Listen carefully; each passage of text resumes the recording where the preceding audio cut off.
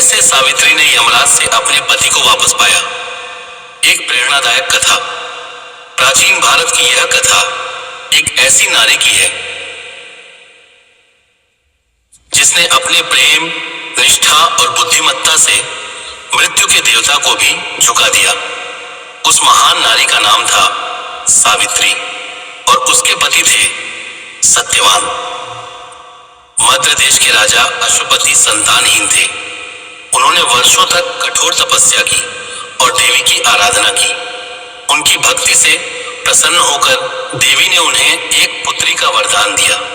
समय आने पर एक सुंदर, तेजस्वी और गुणवान कन्या का जन्म हुआ, जिसका नाम रखा गया सावित्री।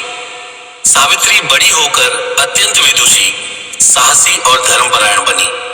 जब उसके विवाह की बात आई तो राजा अश्वपति ने उसे स्वयं अपना वर चुनने की अनुमति दी। सावित्री वन में गई और वहां उसने सत्यवान को देखा, एक सच्चा, परिश्रमी और माता पिता की सेवा करने वाला युवक। वह वन में अपने अंधे पिता द्युमत्सेन और माता के साथ रहता था। सावित्री ने सत्यवान को ही अपना पति मान लिया। जब उसने यह बात अपने पिता को बताई तो महर्षि नारद ने चेतावनी दी कि सत्यवान अल्पायु है और 1 वर्ष के भीतर उसकी मृत्यु निश्चित है। यह सुनकर भी सावित्री अपने निर्णय से पीछे नहीं हटी। उसने कहा, मैंने जिसे एक बार पति मान लिया उसे जीवन भर नहीं बदल सकती। अंततः सावित्री और सत्यवान का विवाह हो गया। विवाह के बाद सावित्री वन में अपने सास ससुर के साथ रहने लगी। वह पूरी श्रद्धा और प्रेम से उनकी सेवा करती थी, लेकिन उसके मन में एक चिंता हमेशा बनी रहती थी, सत्यवान की आयु का सीमित होना।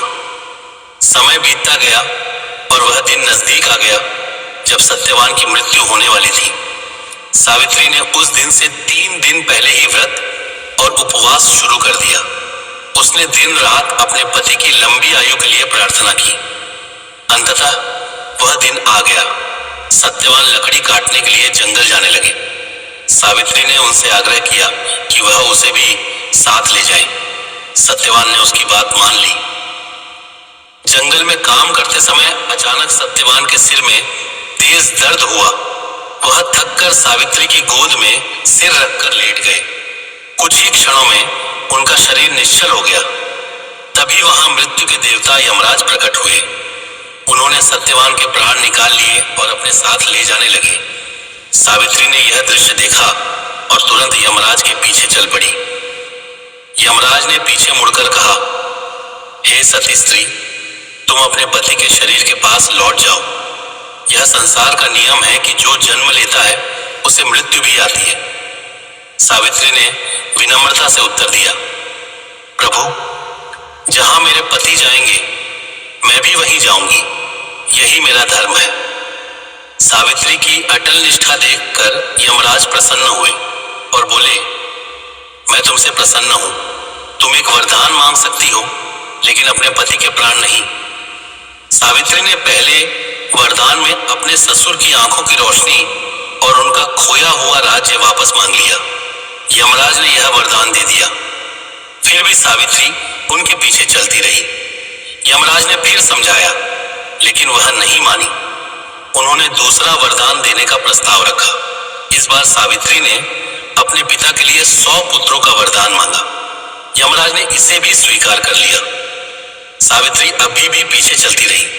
उसकी दृढ़ता देखकर यमराज अत्यंत प्रभावित हुए और तीसरा वरदान देने को तैयार हो गए। इस बार सावित्री ने बड़ी चतुराई से कहा, प्रभु, मुझे 100 पुत्रों का वरदान दे जो सत्यवान से उत्पन्न हो। यमराज कुछ क्षण के लिए चुप रह गए। वे समझ गए कि सावित्री ने बड़ी बुद्धिमानी से यह वरदान मांगा है। यदि उसे सत्यवान से पुत्र प्राप्त करने हैं तो सत्यवान का जीवित होना आवश्यक है। अपनी ही वाणी से बंधे हुए यमराज को सत्यवान के प्राण वापस लौटाने पड़े। उन्होंने कहा, हे सती, तुम्हारी भक्ति, निष्ठा और बुद्धिमानी से मैं अत्यंत प्रसन्न हूं। मैं तुम्हारे पति को जीवन दान देता हूं। सावित्री तुरंत वापस लौटी और देखा कि सत्यवान फिर से जीवित हो गए हैं। दोनों खुशी खुशी अपने घर लौटे। कुछ समय बाद उनके ससुर की आंखों की रोशनी लौट आई और उनका राज्य भी वापस मिल गया। इस प्रकार सावित्री ने अपने अटूट प्रेम, दृढ़ संकल्प और बुद्धिमत्ता से मृत्यु के देवता को भी पराजित कर दिया। यह कथा हमें सिखाती है कि सच्चा प्रेम केवल भावनाओं तक सीमित नहीं होता, बल्कि उसमें साहस, धैर्य और बुद्धिमत्ता भी शामिल होती है। इसी कारण आज भी वट सावित्री व्रत मनाया जाता है।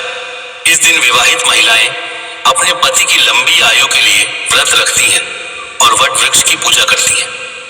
यह कथा हर युग में प्रेरणा देती है कि यदि निष्ठा सच्ची हो तो असंभव भी संभव हो सकता है। ऐसे ही और कहानी और कथा सुनने के लिए हमारे चैनल को लाइक, शेयर, फॉलो और सब्सक्राइब करें। धन्यवाद।